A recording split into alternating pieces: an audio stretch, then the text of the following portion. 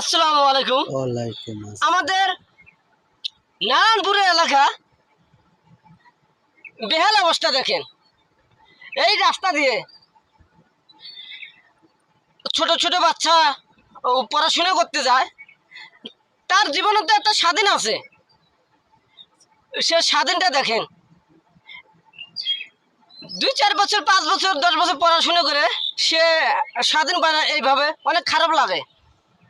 এই জন্য আমাদের চর উন্নয়ন হয় না, শিক্ষা হয় না। যদি রাস্তাঘাট থাকতো, শিক্ষা হইতো। আমি চাই অতি তাড়াতাড়ি নতুন সরকারের কাছ থেকে আবেদন করে আমি বলছি, রাস্তাগুলো অনেক উঁচু চাই, যেখানে ব্রিজ লাগে ব্রিজ দেন, তাহলে আমাদের উন্নয়ন হবে।